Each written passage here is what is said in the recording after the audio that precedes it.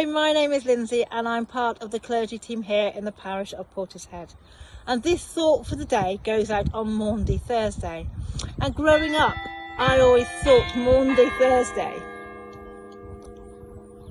was called Maundy Thursday because it was a day when the Queen gave mouldy money to those most in need. I could never understand why she would do such a thing. Why do that to the poor? Why give them something that was mouldy and horrible? None of it made sense whatsoever.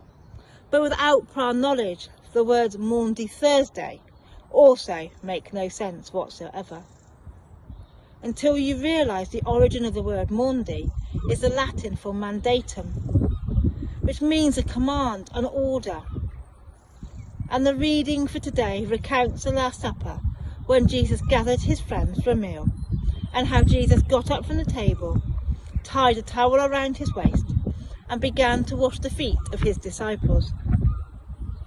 And he said that he gives us a new mandatum, a new commandment, to love as he has loved. This is Christ's command, that we love one another.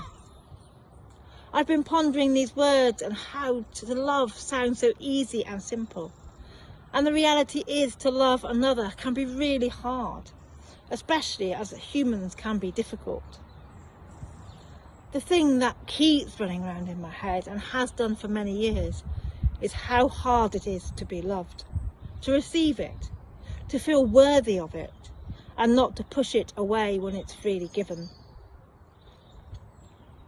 To receive love when you have never known love often seems impossible. And I remember the pain of loving the children that were placed into our care when we were foster parents. And how they loved us, how they celebrated our birthdays, Mother's Days, family events, how they wrote cards, signed it with smiley faces, and wrote love from. They outwardly, easily at times showed us love. But the most scariest thing for them was when we showed them love too. When we showed them unconditional love, it was often rejected in the most profound and powerful ways. Sometimes it really is easier to give than receive. Jesus received love, and we know he regarded Mary, Martha and Lazarus as his friends, and maybe he received love from them. Their home provided Jesus with a place of sanctuary, a home where he could relax and be. We know he ate with them. And maybe Mary and Martha's home was the place where Jesus was truly loved and known. They might have known his comfort foods.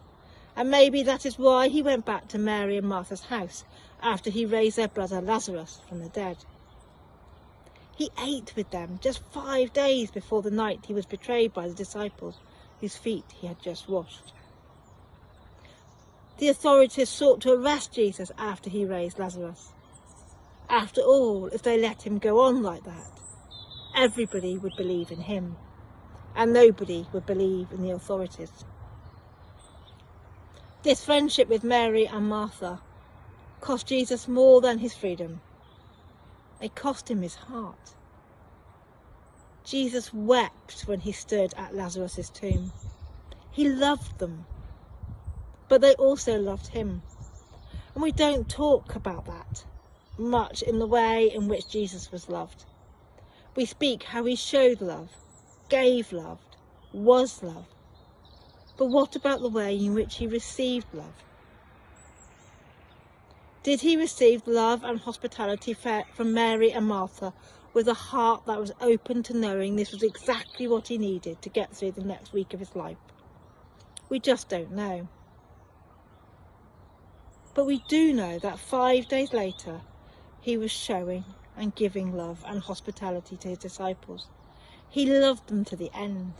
And the Gospel reading says of that night, he washed their dusty feet and dried them with a towel that he had tied to his waist. Jesus knew what was about to go down later that night. He kept telling them that he would be betrayed and denied and handed over to be killed. After Jesus was betrayed, he still loved his disciples. He never questioned why he was betrayed.